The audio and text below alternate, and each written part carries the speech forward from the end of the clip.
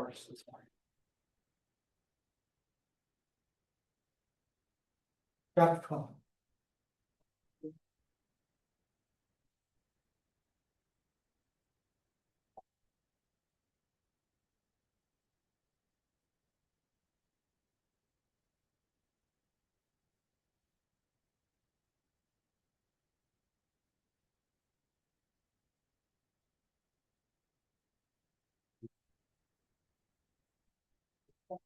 Okay.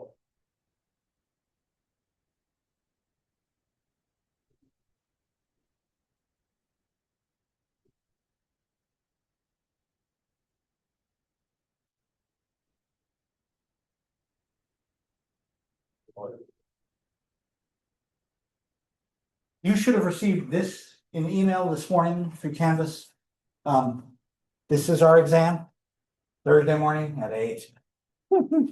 I don't make the schedule, I just have to live with it. In here, just like the other exams. These are all my office hours between now and then, this afternoon, tomorrow afternoon, and most of the day Wednesday. If you've got questions, this is your shot. What do you want to know about the final? Was that a question? Was that a question for Is that a question for me? right now? Right now, what questions do you have regarding the final exam? That's all I have for you today. Tell you about the schedule and then ask what questions you got for me. Yes, Chris. So is it gonna be the same format as all the others? Yes, it is. It'll be comprehensive, it will be free response, tables will be provided. If large Excel calculations were required, I'm gonna give them to you.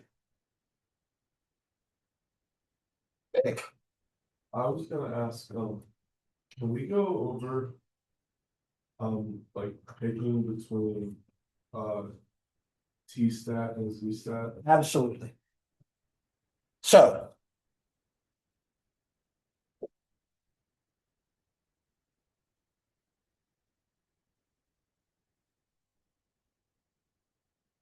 T versus Z.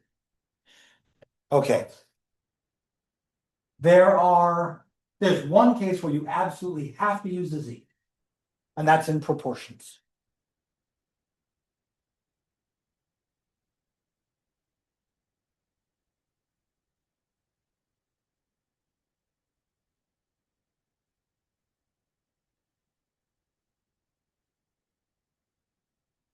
So if I'm doing a 1 proportion against a benchmark, or if I'm doing a 2 proportion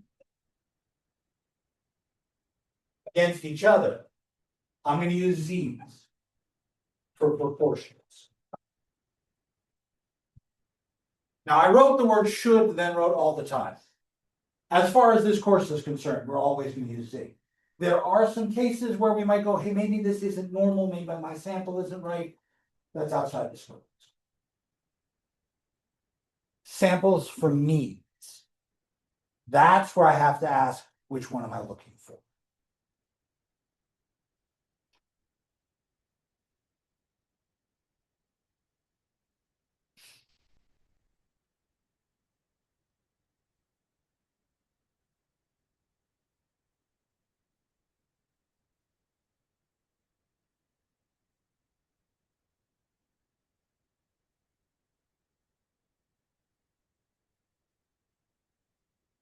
If I know the population standard deviation, then I can use Z.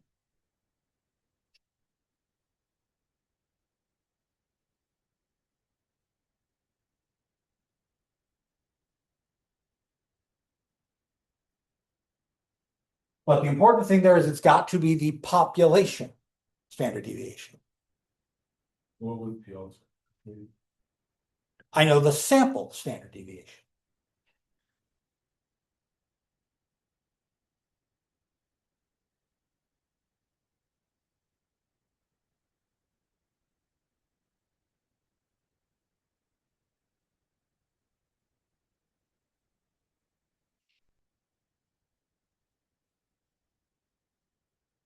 Now, there's one more piece to this for means Am I doing 1 or 2? So I'm doing 1 against the benchmark, then my formula looks almost the same. It's either sample mean minus benchmark over standard error. Sigma over square root of n, when I know sigma. Or S over square root of n, when I don't. But then I gotta look up on the right table my appropriate T crit or Z crit, right? Or to get my p-value, I need to use the Z stat or T stat I calculate. I have to know degrees of freedom to do T. If I'm doing 2, 2 means with Z, no problem. Use the same Z table, I take the difference, all that fun stuff. But I said that in the real business world, that is very unlikely. So 99.9% of the time, if I'm doing 2 of them, I'm doing a T value. And then we get to what kind of 2 means t-test.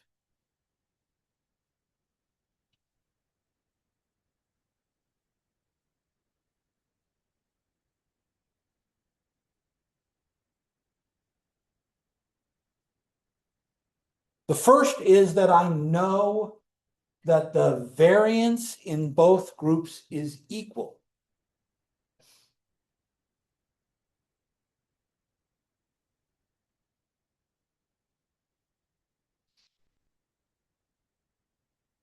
And then I can use a pool variance.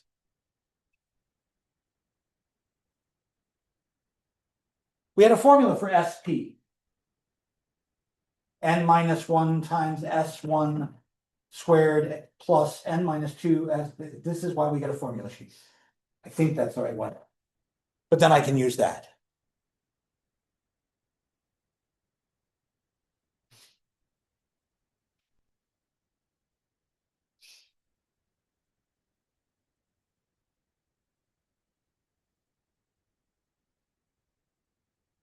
If I assume that there's not equal variances, then I'm going to change that DF. The degrees of freedom changes, and that is a really ugly calculation. Some correction for the degrees of freedom. Again, doing that by hand is going to make my nightmares. So again, most of the time, that's going to be done in Excel. The third one is paired samples.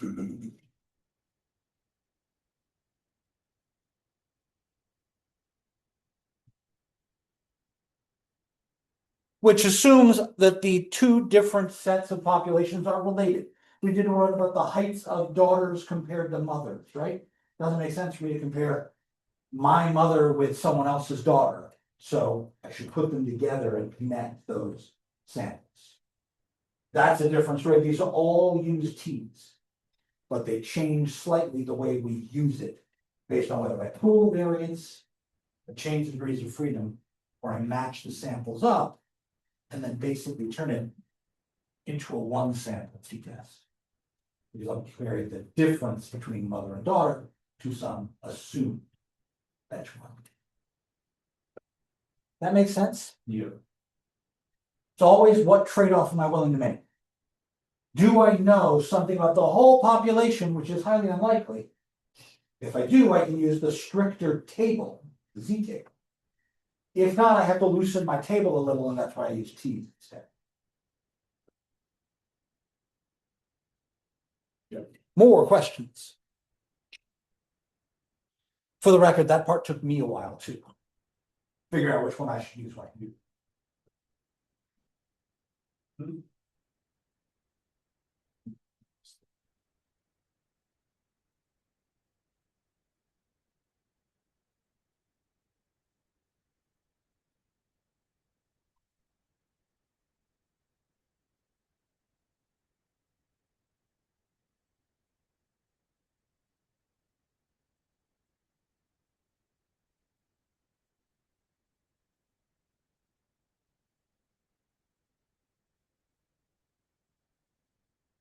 Um.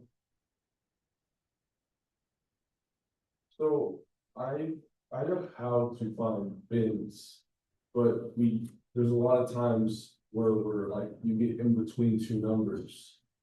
like in this one, it was on the study for the chapter one. Okay, The chapter, not chapter one, the first test on that study.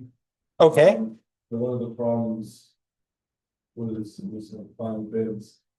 And it was 5.49.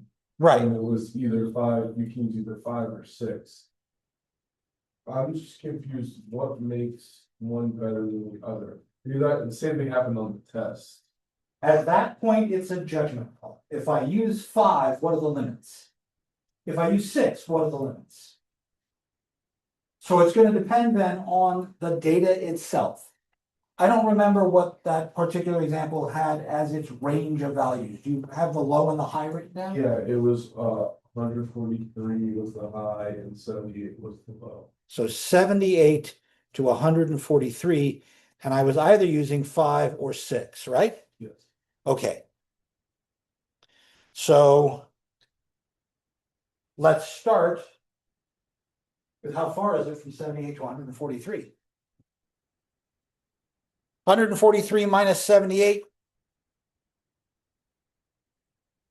is 65. Because 143 minus 73 would be 70. So we're gonna go with 65, right? Yeah. So 143 minus 78 is 65.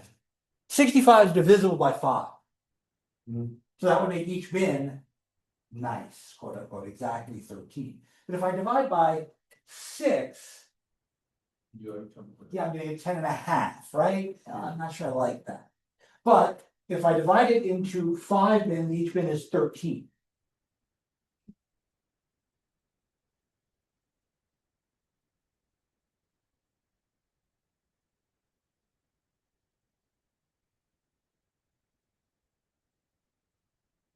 So now it becomes a question. Right, 65 divided by 6. I got Oh, no, it's 10.8, right? Yeah. And that 10.83333, yeah, that's less pleasant, isn't it? Yeah. Now, I could make it 11. And then split my bids that way. I could also say, all right, what if we went from, say, 75 to 145? Right? Spread the range a little.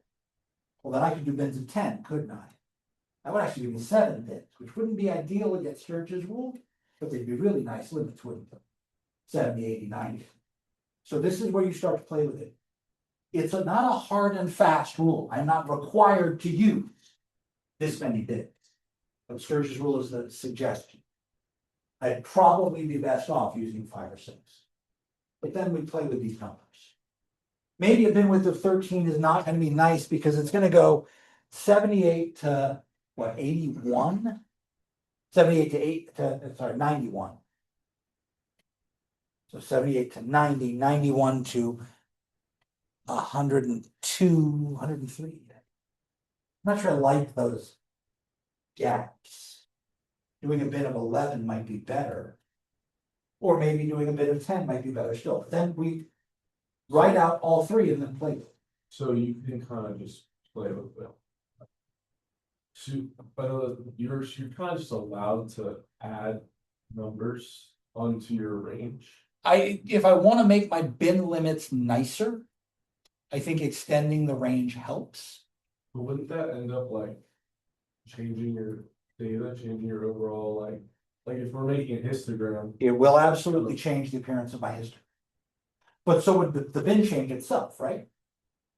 Yeah. So here's where I'm playing which way do I want to go more? If I say we're going to only use numbers from 78 to 143, period. Then I have to play with, well, where's the dividing lines between those to make the right number of categories, the right number of bins. I could say, I want bins that have really nice numbers. So I've got to cover 65. I'll do it in 13s, all the bins the same size. And then I look at that and it's 5 big lumps. Does it show me enough detail between the bins? Are the bins too big? I don't know yet until I look at the histogram made with bin size 13. Then I'll say, well, all right, that didn't give me what I really wanted. Let's make a bin size of 11. I now know my bin's gonna spill over. We're gonna go past 143 because it's 11, not 10.8. If all my numbers are integers, I could use 10.8. But I'm gonna have some really funky cutoff lines, aren't I? If I switch down to 10, do I have too many bins? Because I'll have 7 bins if I switch down to a bin size of 10. Because my last bin will go from 138 to 147. Almost too big. But now I can play with it. And there's a trade-off there. More bins gives me more details. What is the right grouping? Is there a natural grouping within this? Do you remember what this is about? What's the setting of that problem? I know, All right, well, let me pull it up. You said it was on the review sheet for the first exam? yeah, I was on the sheet. I think it was I'm getting there. the fourth or fifth question. Here we go. Close the syllabus, close the handouts, close the web links. Examples, sample problems. Here we go, exam. Exam 1 review. Which problem did you say you thought it was? It's like the fourth or fifth. Okay. It's about an IQ test.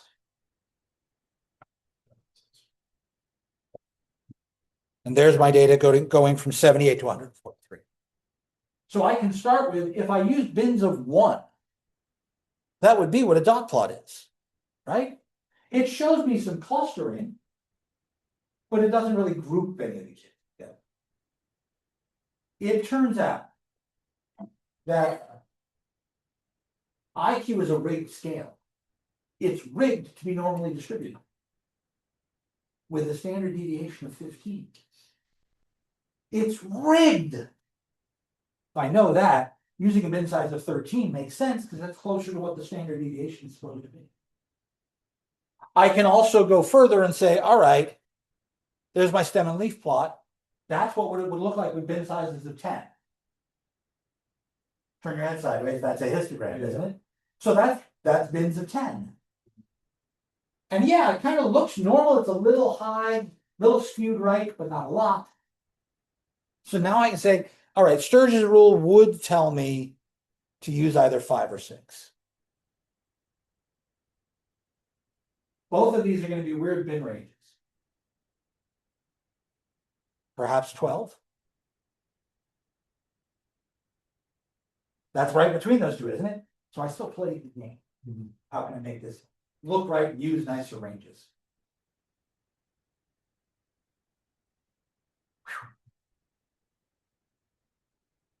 The goal out of Sturge's rule is to say, hey, wait a minute, if I really do have normally distributed data, the function that went with that normal distribution had an E in it. So a logarithm might not be a bad idea. That's where the ln in Sturge's rule really comes from.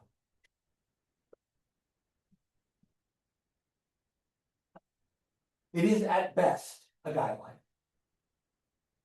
And quite frequently, my choices for bin ranges are based on things completely unrelated to Sturge's.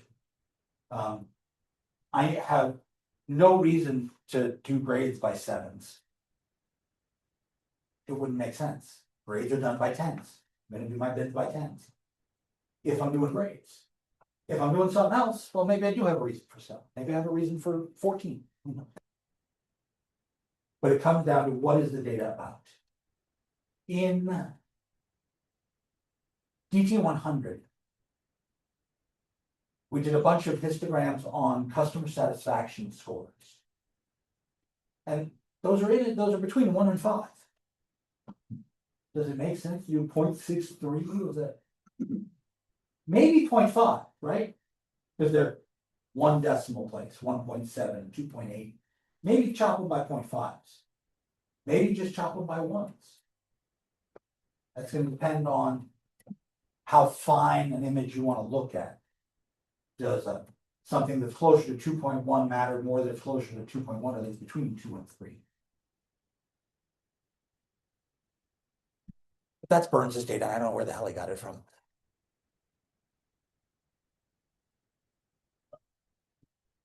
More questions?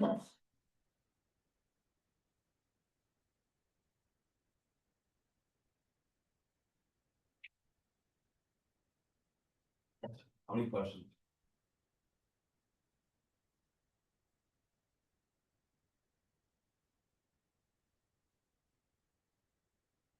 The entire exam is 20 questions. That's exactly for our exam. There are 20 questions, including the bonus, but there are a whole bunch of parts in all those questions. Yeah, I think so. Absolutely. I'm gonna post that with our notes.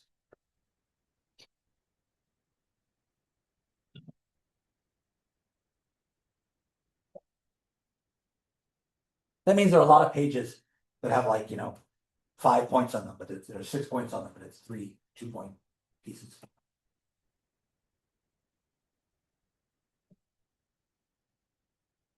More questions.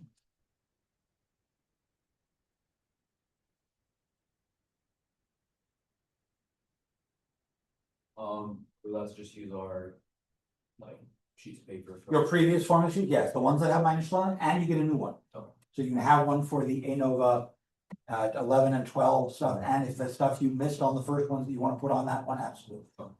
Handwritten, one side of 1 8.5 by 11 sheet written. So up to 3 of them.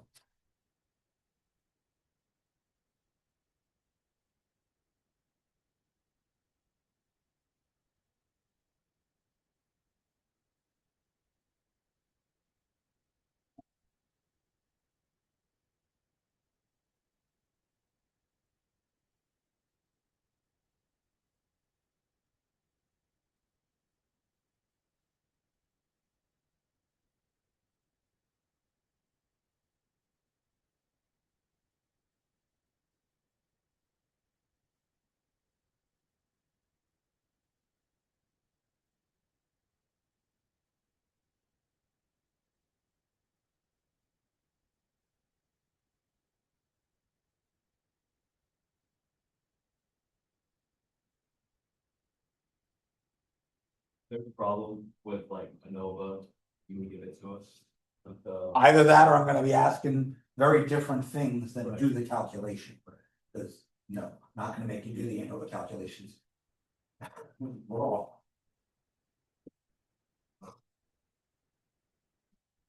So either I'll provide that entire ANOVA breakout, right, or I'll be asking you other things qualitatively about the ANOVA.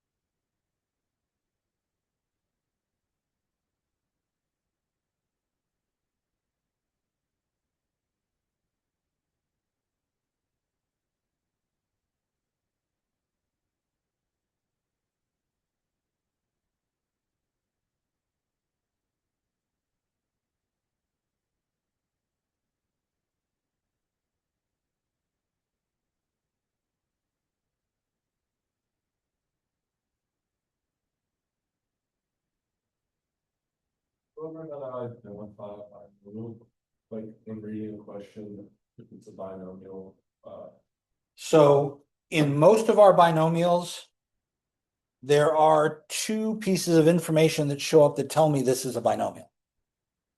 The first is that I am doing the same thing multiple times.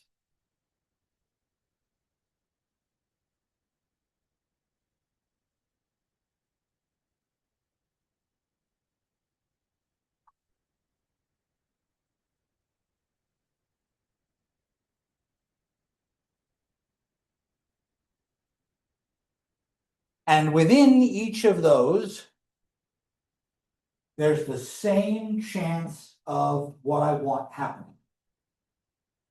Independent of how many times I do it, it's the same chance of success or failure.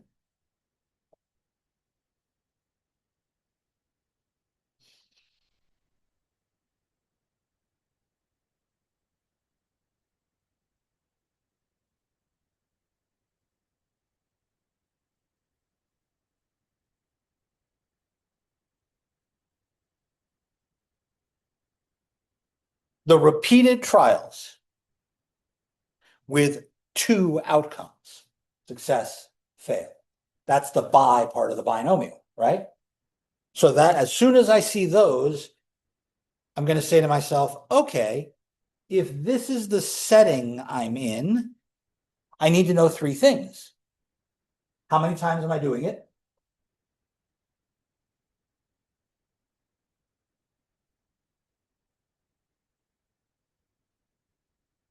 N, called that number N. What's the chance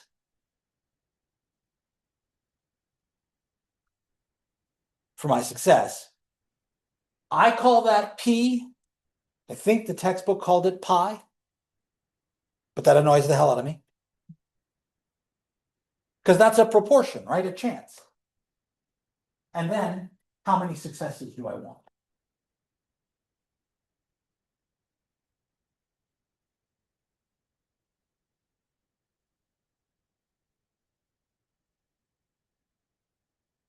And that's our X. As soon as I know all three of those things, I can use binomial table we were given in our distribution tables. So I can say, all right, I'm looking at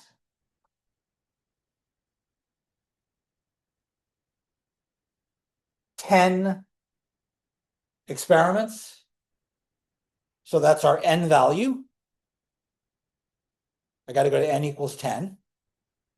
That's actually page 2. There's N equals 10. I need to know how many of those 10 are going to be successes. Pick a number. 16. I'm sorry, between 0 and 10. If I got 10 chances, Yeah,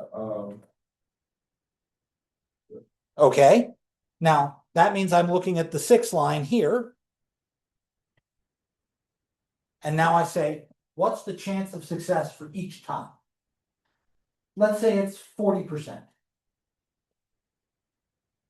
and that's returned to us. Yeah, well, if it isn't, I'm in trouble. Because I need to know these three things to be able to say this is a binomial. So if I don't have that chance of success, then I don't know what's going on. I mean, if it's flipping a coin, I can deduce the chance of success. Yeah, so like, could there be a situation where we have the population and how many successes there were? And then, Because that'll give me the proportion, right? yeah, So if you tell me we did this 112 times and it came up this way 43 of them, then my proportion for success assumes 43 out of 100 and whatever I said, 112. But then I'm going to look at the next however many, right? Yeah. Because otherwise I'm not doing a binomial.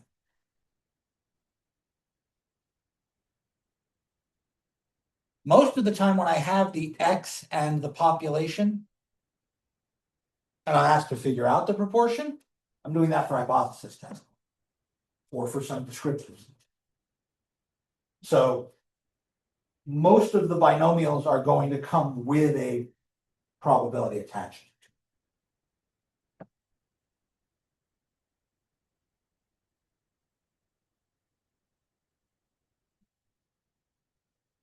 And yes, you get all the dates now.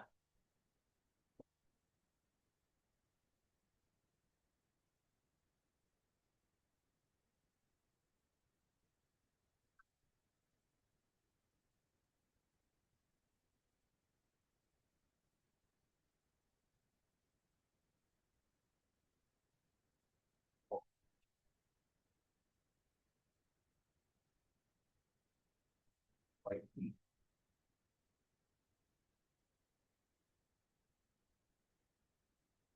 all I really got two studies on. I understand. That's the advantage of the exam being Thursday, so we have time. And that you have lots of chances to come ask me things before the exam. You said you're gonna, oh, you sent this to us? Yes, it should have arrived this morning as a Canvas email message. It was attached to this is when our exam is, this is where my office hours are. Sent it 8:40-ish.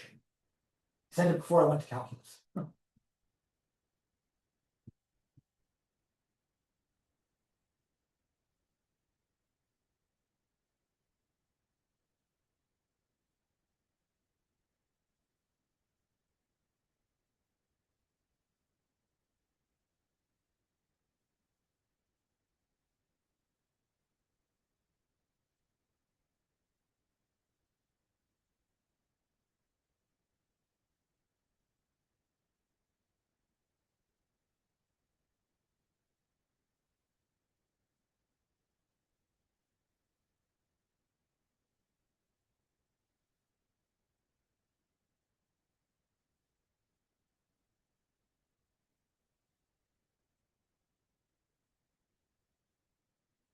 I don't have to nail you to these chairs. If you don't have additional questions, you are welcome to go. I will see you all on Thursday.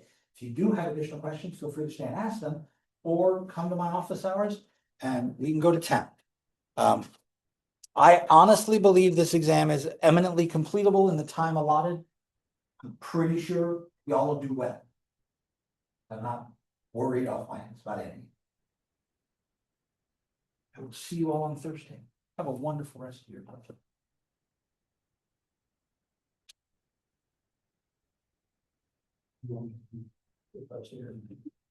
Thank you, that's all I got to know.